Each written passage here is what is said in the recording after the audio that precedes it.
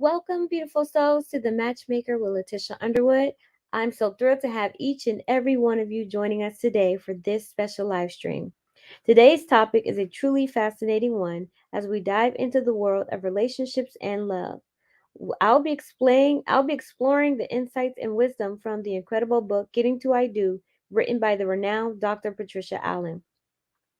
Dr. Patricia Allen's book is a treasure trove of knowledge, guiding us through the journey of finding and nurturing fulfilling relationships.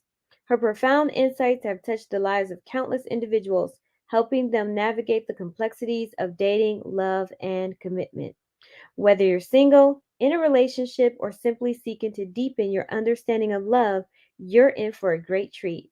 Together, we'll explore the key principles shared by Dr. Patricia Allen and discuss how they can shape our paths to finding true connections and lasting love.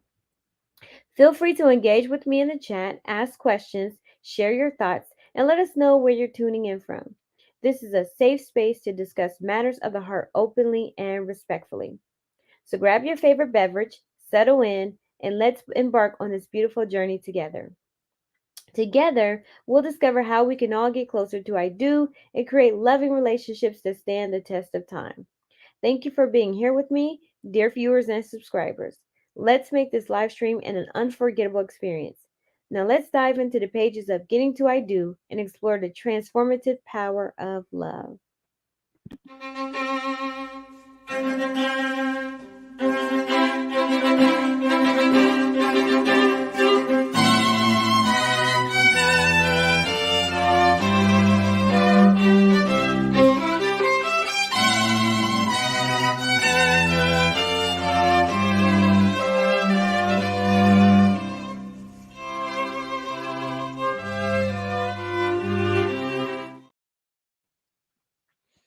Okay, so we are on chapter 9. And ladies, you are in for a treat. I know you've all been waiting for this chapter. So go ahead and grab your favorite beverage and the book if you have it and read along with me.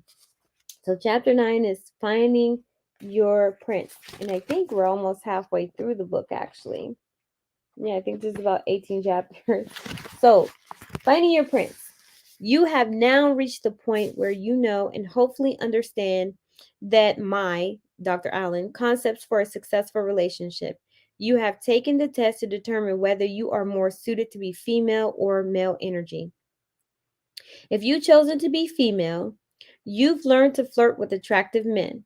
If you've chosen to be male, I hope you've already asked a few men out. Either way, I assume there either is or soon will be someone in your life. Now, for the first time in your life, you will enter the four stages of a relationship, knowing who you are and the kind of man you want. But first, I want to take you through the perfect phase. This consists of the first 3 months of a relationship, during which you feel as though you have finally met the one person on earth who is right for you. This is the time. Sorry. Okay, sorry. This is the time. This is the time when the rosy glow of romance colors everything. Everything the two of you do and say is perfect. But this is not a sexual period unless you have committed to one another.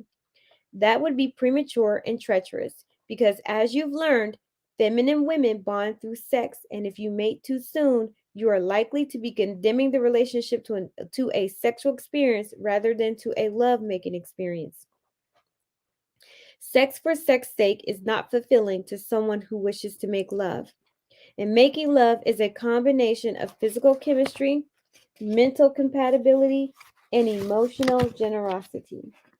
So it is in this period that you must learn whether you share the three most important ingredients for a successful relationship: chemistry, compatibility, and communication. The three C's. Chemistry is sexual attraction. It is the funny feeling you get in the pit of your stomach when he's in the same room. It's my belief that we live too long these days to be with one person intimately without having chemistry. Some women rationalize away the need for chemistry if a man is cute or nice, educated, and successful. Insecure men sometimes do the same. If the woman is very beautiful and he needs a girlfriend who looks good to other men. But to me, chemistry is a prime ingredient in a marriage bond relationship. Compatibility involves harmonious morals and ethics, communication, and direction. All of the things that make up a good friendship as well as a loving romantic relationship. But being compatible does not mean that you and he must be clones. On the contrary, it is best if one of you has greater assets in the physical, playful area and the other in the mental, thinking area. Compatibility also has its non negotiable and negotiable aspects, which must be dealt with before sex. Because people who have sex too soon tend to think they are compatible even when they are not. They believe that love, sex is all they need. Then when the honeymoon period of 3 months is over, reality hits, and the two people are faced with each other's defects. It is at this point that these couples become bored and often break up. Communication is of utmost importance. You must talk to him to find out who he really is beyond your projection of him. If he is a masculine man, he must be able to know what he thinks and wants and asks you how you feel about it. And you must be able to respond with feelings and not be afraid to say no when you have to. You must both be honest about your hopes and dreams as well as your likes and dislikes. During this perfect phase, you will both be on your best behavior, eager to please, especially during all of the traumatic moments that usually come up in the beginning of the relationship, meeting each other's parents or kids or closest friends. We all know that Prince Charming can turn out to be the wolf. So, how do you see beyond his dazzling exterior and really tell if you've met the right guy for you? Sometimes you just have to trust your female feeling intuition or your male thinking intuition if you've chosen to be the male energy. But mostly, you have to spend non sexual time discovering who this man really is. A man and woman must know what each other's life goals are. Often, these will come up in conversation as early as the first date. And when he talks, you listen. Find out if he wants to get married or if he prefers the single life. What about children? You might tell him of your yearning to have them and learn that he is determined never to be a father. Or maybe he's already raised one family and doesn't want to start another, no matter how crazy about you he seems. Ask him about his career goals. He will probably be thrilled that you are interested enough to ask, but only if he believes it's not because you want to know how much money he has. Then, when he tells you about his plans, think about what compromises you might have to make in order for him to attain his goals. For example, if you find out that this terrific man is saving his money to buy an Alaskan shrimp boat, you may have quickly run into a non-negotiable snag, and the relationship may be better off ending before you get involved and before one or both of you gets hurt. Remember, if you're a feminine energy woman, you can't ask a man to change for you.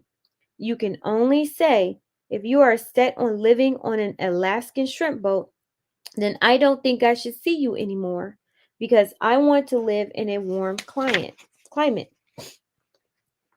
Of course, he might say, well, I wouldn't mind owning a shrimp boat in the Gulf of Mexico. If that's okay with you, your relationship may then be back on track, but only because it was his decision. He can change to keep you or to please you, but not because you tell him to. Investigate your compatibility. Do you like the way he dresses, the way he acts? What about his religion, politics, ethics, financial assets, educational background, and even more practical things such as whether one of you is a morning person and the other one a night person? Learn about his food habits and smoking or drinking habits or addictions. These are real issues for you to explore. The second question you should ask about a partner before becoming emotionally involved is, does he keep his commitments. Remember, a feminine woman must protect herself from bonding to a man who is not responsible enough to live up to the commitments he makes. Carla, a young artist who is a regular at my seminars, was crazy about Val, an actor whom she had been dating about 6 weeks. In the beginning of the relationship, Val lived up to all of his promises. But as the weeks passed, Carla noticed that Val started to change. It began one evening when he was late to pick her up for a date. This quickly became a pattern, unless they were going someplace that was especially important to him. Often he failed to call her when he said he would, and one time he even kept her waiting alone in a restaurant for over an hour because he had run into an old friend on the street and had stayed to talk. Carla told Val how she felt about his behavior, and although he said he would change, he didn't. In fact, as time passed, this pattern continued, and regretfully, because she really liked him, she ended the relationship. But of course, not every man is like Val. Many men will live up to their commitments, which will allow the two of you to begin to build a trusting relationship. Terry, a divorced cosmetics salesperson with 2 kids, had been burned badly by her ex husband. He left her for a younger woman after 15 years of marriage and never paid the child support she had been awarded in court. Her experiences with other men since she was single did nothing to add to her faith in men. Then she met Donald, a good looking, recently divorced businessman, and although she accepted a date with him, she assumed that he would be like all the others. But Donald never did disappoint. He was a man of his word. He did exactly what he said he'd do and expected her to do the same. When he set a time to pick her up, he was there or called ahead to explain why he would be late. He was great with her children too and lived up to all his commitments with them. After a few weeks, they committed to one another and finally made love. And this was one of the best experiences of her life. Terry was still waiting for the joker in the deck, but there was no joker. Donald was a man who lived up to his commitments. At the end of one year, Terry and Donald married, and they now have a little girl of their own. Meanwhile, he also supports the children from her previous marriage. Terry was lucky to have met a man who lives up to his commitments. My definition of love is the only way you know you love yourself and others is by the commitments you are willing to make and keep. Why men don't call back. Often a woman will have a great time on the first few dates with a new man. He says he will call soon, then he doesn't, and she can't understand why. We've all been there, and it hurts as much whether you're a teenage girl or a woman executive well into your 40s.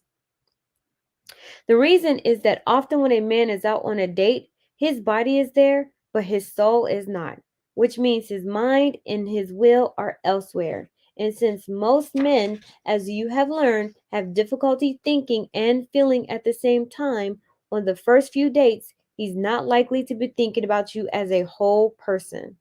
Rather, what he's mostly feeling is lust, and he's concentrating primarily on getting you into the sack. Later, when he's alone and no longer eyeing your body, he can begin to think about you as a human being. It is then that he may decide that for whatever reason, you and he are not right for each other. Sure, it may be that what he really wants is casual sex, and he senses you're not available for that, in which case he has probably done you a favor. But for whatever reason, once he is alone, he has to distill everything he's learned about you to decide whether or not to call back. Waiting is hell, but I maintain that a man is not gone unless it has been 8 weeks because it can take that long for him to process a decision.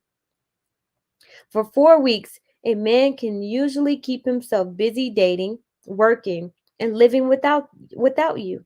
But if he is really interested, somewhere between 6 and 8 weeks, he will begin to miss you and then he will call. Can you call him? No, not if you're calling to ask him out. If you left something at your house, sure, you can then call and arrange to have it returned and to give him the opportunity to ask you out. If you're planning to attend an event that you think he might enjoy, you can ask him to escort you and join a group of people. If you're having a party, you can invite him, but you must not ask him out on a date unless you want to be, you got it, the masculine energy. Now, here's the good part. Even though you may be designing the wedding gown by the time he drops you off after the first date, as soon as he leaves, you will begin to forget about him. I don't know how many women tell me that they've gotten a call a month later the date from a got a call a month after the date from a man whose name they've forgotten. Men can't understand why we are so fickle, and we can't understand why they are so insensitive. And that's the way it is. So when you go out on a date, put his name down on a calendar. If he doesn't call in 8 weeks, he doesn't like you. But by that time, you are not likely to care. Playing out your role. If he does call back and you begin dating, it is imperative that you play out your chosen role. If he's the male, he leads and you follow. If you are a balanced female, you will be an assertive male at the office, in an emergency, or when you are alone. But you also must know when to be docile. Unbalanced women either cannot be assertive because they are too female and submissive, or they are too male and assertive to follow anyone docilely. A balance of both qualities will allow independence, a time to be dependent and a time to be independent. During this 1 to 3 month period, he chooses the places you will go, the restaurants, movies, events you attend together, and he always pays. What he is doing is using his finances to court you into understanding the degree of financial security and status he will give you if and when the two of you get married. In this phase, he will also be the experience giver and the gift giver in the relationship. You may reward him later, but always at a lesser level and mostly in abstract ways. How do you give back in abstract ways? By showing that you respect and trust him, by not correcting his ideas, changing his suggestions, criticizing his opinions, or arguing with his philosophy, by being affectionate and by doing things that in effect make him feel good. As you date him, you continue to magnetize him toward you by looking good, sounding good, smelling good, tasting good, being lovable and responsive, and not giving until you receive. You are sweet and kind and say things like, gee, you're nice, and thanks so much, and I appreciate that. It's called affection. If he takes you out a few times, cook him one meal. Make your gifts less expensive than his. You will know inside yourself whether you owe him, which is good, or he owes you, which is not, or whether you are neutrally equal, which is worse. Do not neutralize his generous, protective, cherishing gifts by giving equally or by cherishing his feelings ahead of your own. A masculine man can't fall in love when he receives, only when he gives. It is good for you to feel indebted to your man because this often generates a feeling of appreciation and respect, which allows you to be more available and more receptive to him sexually. Beware of equality. Equality ruins the romance between a man who craves respect and a woman who wishes to have her feelings cherished. This is especially important during this perfect phase, when your primary roles are being established. Later, you can renegotiate the male-female roles if you both choose to, but in the beginning, if your new man says, "Why can't you pay half?" say something in essence like, "You have every right to ask me to split the cost of our dates. However, I am not comfortable doing that. I respect men who want to protect and cherish me. I feel safe and secure with them, which allows me to be more vulnerable and intimate, especially sexually. Do you want this, or do you want to find someone else who agrees with you?" Some men, upon hearing this, will leave you quickly in order to avoid the responsibilities you require, but others will breathe a sigh of relief. Finally, they have found a woman who likes a man. When a man cherishes you, He will be giving more. He will like giving more to you. He will feel secure that you need him and will not leave quickly. He will like being your protector. He feels secure in his caretaking ability, and you will feel secure and therefore respectful and loving toward him and be loving and he loving toward you. You must nourish a man's self-esteem. Women who cannot allow themselves to feel little next to their man are often afraid to be vulnerable and intimate. They believe they must feel equal to, or worse, better than their man. This is human nature. We like to feel empowered, but unless you want to feel this way all the time and be the masculine energy in a relationship, resist such short-term temptations in favor of the higher ground. The long range objective of a successful relationship with a masculine man. So for 90 days, you and your new man are dating and relating, and he is giving, you're receiving. He is putting out his best foot, and you're watching to see if he sticks it in his mouth. Although you may be fooling around a little sexually, you are not going all the way. What you are doing is communicating by talk and touch. Hopefully, you are both being honest. He is saying what he wants, and you are saying what you don't want. How do you get your man to keep coming back for more so you can get through the perfect phase to the exact to the from the get through the perfect phase to the next more treacherous imperfect phase? By doing just exactly what I have suggested. Look good, smell good, taste good, and sound good. Just keep doing it and he'll keep coming back. It's like an animal in a human trap. He will walk in and walk out, walk in and walk out. The secret is not to close the door against him or after him. Let him capture you on his own terms. Women have to be patient, and the only way they can do that is to be anchored in their own self love. Getting a man requires an enormous amount of patience. I often say that good men are like whales. If they're lying on the beach, they're probably sick. A good man is hard to capture, and you can't do anything to capture him. He has to capture you with his own energy. I often ask the women at my seminars who have chosen to be the feminine energy to take this oath. I promise to serve my own womanhood by man leading the man in my life toward a higher level of spirituality, by requiring him to love me before he makes love to me, to serve my feelings before he asks me to serve his thinking, and to allow me to set the spiritual standard in our sexual affairs for the benefit of us both. And that includes chapter 9, Finding Your Prince. And I hope you ladies have found um, some understanding in this chapter, because I think that people are just going about dating all wrong, right?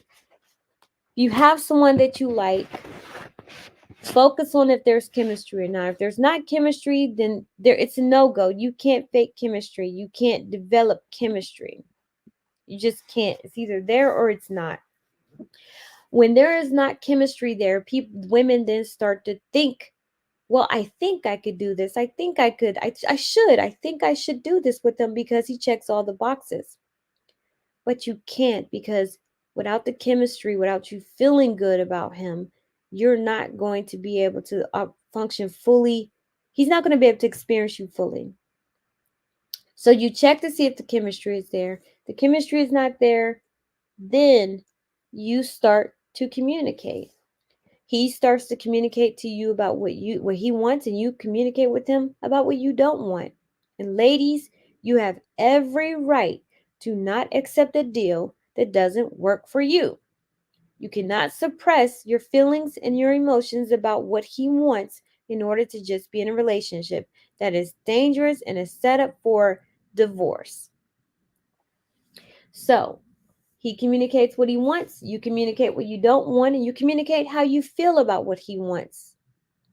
And then you take the leap to commitment. Now, how do you do that? And I've always said this, you have to look good.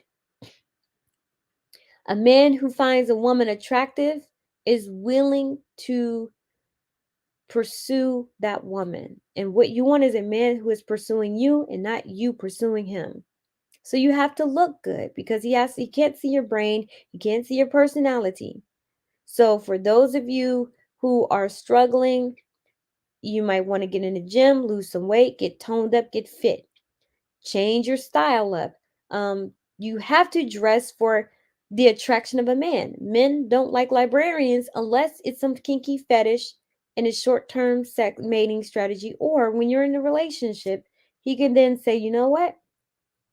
I do prefer my woman to dress a little more modest, but you don't have to dress like a slut. You don't have to dress like a whore in order to dress sensually for a man's attention. Dress for your body. Men want to see your figure. Yes, they want to see your figure.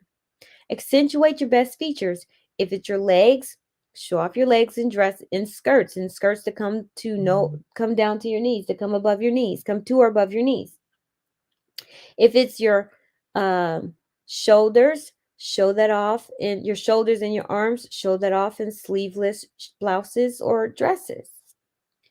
If it's your smile, your face, show that up. Use makeup to enhance certain features. If it's your hair, show that off. If it's your figure, show that off. But you don't have to dress like a slut or a whore, once again, in order to showcase that. There are three areas that you need to be mindful of that can come across as looking slutty, but that will tell the difference between slutty and modest. That would be your décolletage area. That's the area of from your cleavage up to your collarbone, to your shoulders. That's your décolletage area. If that part is exposed, you can only have two other things. You can only have one other thing. You either can have that exposed and you can have a sleeveless or short sleeved top or dress on. And if you have that area exposed, your shoulder, you have your sleeveless and your décolletage is exposed, then if you're wearing a dress or a skirt, it must come down to your knees or slightly above your knees. No midriff, no mini skirts, no thigh splits, none of that. If you have um your thighs and legs showing, you have your décolletage showing, you have your shoulders showing, revealed, then that comes across as slutty. But if you have a long a dress or skirt that comes down to your knees, or you have on slacks, then yes, by all means, you can show off a little cleavage, your décolletage area, and you can be sleeveless. If you have on sleeves, then you can have your décolletage open and the dress or skirt can be a little shorter. If you are covered completely up top and you want to wear something a little shorter, that's fine. But I still suggest that no matter what, especially for curvy ladies, busty ladies, always go with the top being a little more open, meaning your shoulders and your arms revealed and the décolletage area revealed, and always wear something longer, pants, a long skirt or a long dress, but always wear something that is going to be flattering to your shape. um so look attractive, smell good, make sure your hygiene is on point. That includes your hair. Make sure you are washing your hair, especially when you're around a man. I know, for especially black women, we tend to not have to need to wash our hair every day. Um, but you want to make sure that your hair is fresh and is presentable, and you're keeping up on your shampoo regimen weekly.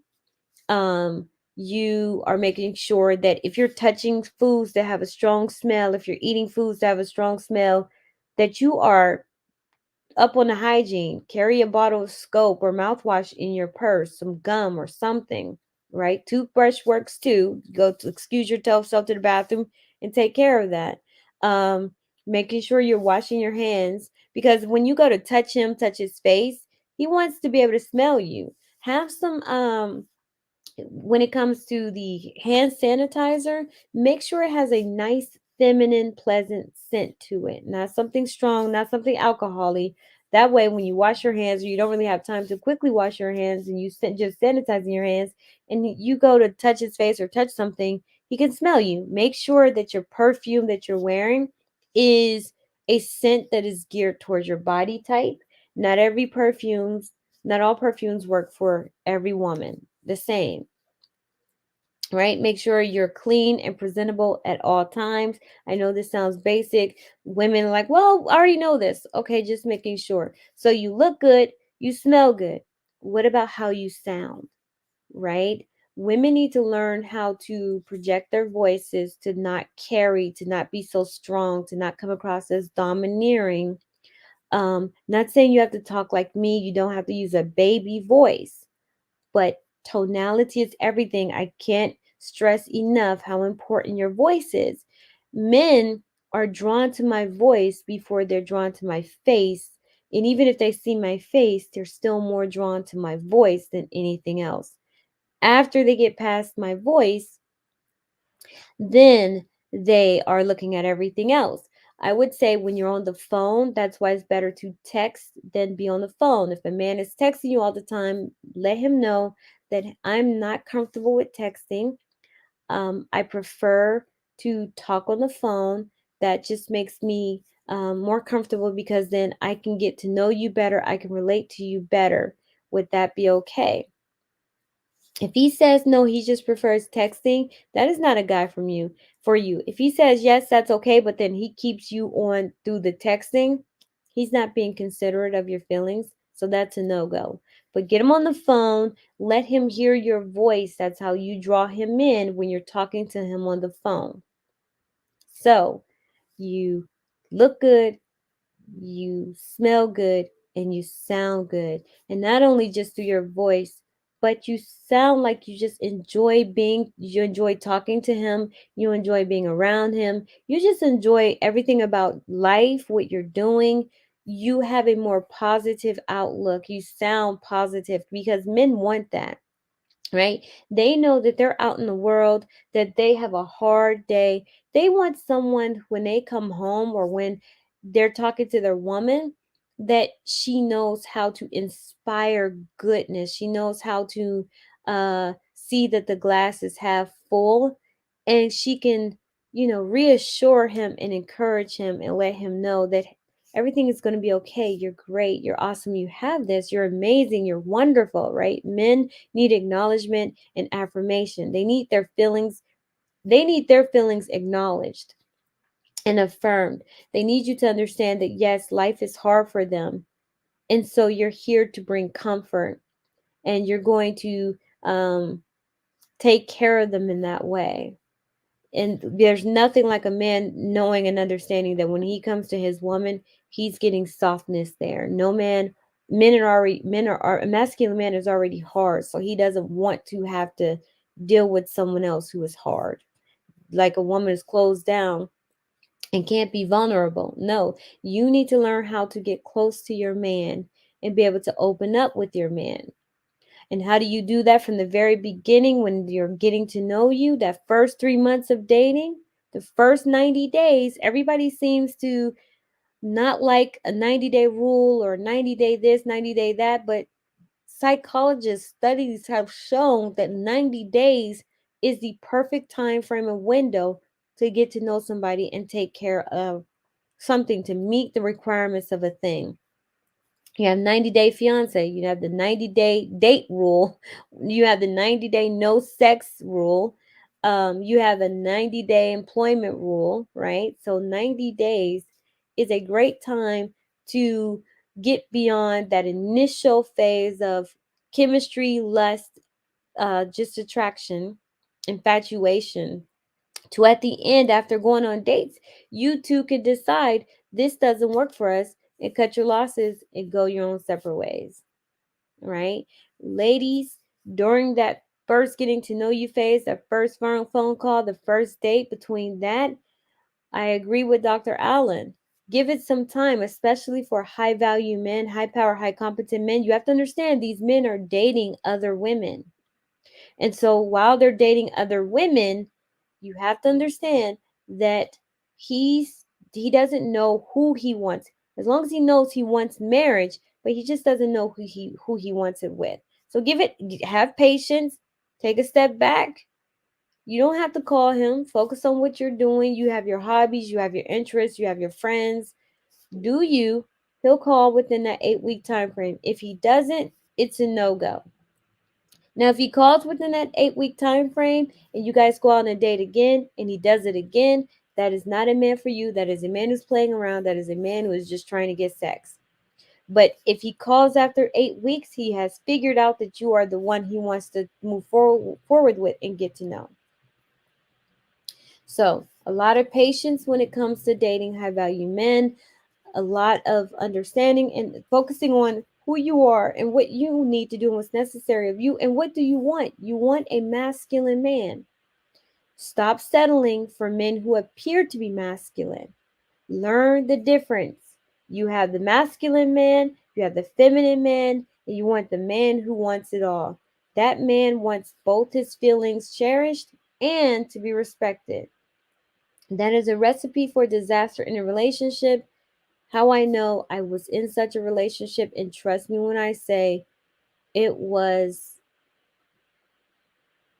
once we got past that 90 days, I think 60 to 90 days, it was not good at all because I had to be mostly in my thinking side. And then because I was in my thinking side with him, then he wanted to be also to be in my cherishing side. He wanted to be cherished, and I just don't feel comfortable with a man who wants to be cherished because then I don't think you would focus on cherishing me. And that's exactly what happened. So you can't have both in a romantic relationship, but you can have it all. You can have your career and you can focus on that and be masculine in your career, and then you could come home and you can be feminine. Me personally, in this day and age, I think that is just too much work for women because women are really socialized out of their masculine. I think women should focus on being more feminine and even in their career fields, even at their job, be more on your feeling side, more if you can, be more on your feeling side. Tap into your feminine feeling side more often, and you have to do it consciously. You have to do it purposely than in your thinking logical side. And that way you will naturally be able to flow between the two. If you're struggling with your feeling side, take time for yourself. Self-care is important. Take time for yourself. Do all of the relaxing things that will cause you to then start to tap into how you feel. And you need to acknowledge how you feel. If you want someone else to acknowledge how you feel, you need to acknowledge how do you feel. Joy, sad, anger, irritation, frustration. All of those things are our feelings and emotions, right? The need to feel relaxed, to feel good. Take a spa, go to a spa and have a relaxing day. Take a nice, warm, hot bubble bath, hot shower with some nice music. Sing. I like to sing in the shower. When I need to rejuvenate and tap into my feelings, I'll take a nice hot shower, turn on some music, some R&B, and I will sing. When I'm around the house by myself and I'm doing things, I would turn on some R&B music and sing and just feel the emotions of falling in love and how good it feels and how it makes me feel, right? Don't listen to these negative stuff about men this and men ain't is this and then women this and women. Tune all that stuff out. Just focus on what you want. A lot of these relationship conversations online, women especially need to tune them out because you need to focus on what you want. Focusing on what you don't want will not get you what you want. No one understand what you don't want, but don't focus on it too much to where now that's all you're able to talk about. That's all you're able to engage in. So, okay, so make sure you're watching tomorrow's podcast. This is my favorite chapter because I say this all the time. Chapter 10 will be on no sex without commitment, how men fall in love and women fall into bondage. No sex without commitment, especially within those 90 days. You can call it a 90-day rule, whatever. But you don't give a man your body until he gives you commitment. With that being said, if you enjoyed the channel, make sure you like. If you're new here, make sure to subscribe to subscribe to the channel. I truly appreciate it. It helps the channel grow. Make sure you share this video to others to also help the channel grow, because the more people who watch, the more my channel gets out there on the algorithm, the better the content I can bring you in the future. um, if you would like to help the channel by making a donation, you can send me a donation at Cash App, which is the $ the matchmaker, or PayPal, the matchmaker at twoheartsexclusive.com. And with that being said, until next time, enjoy.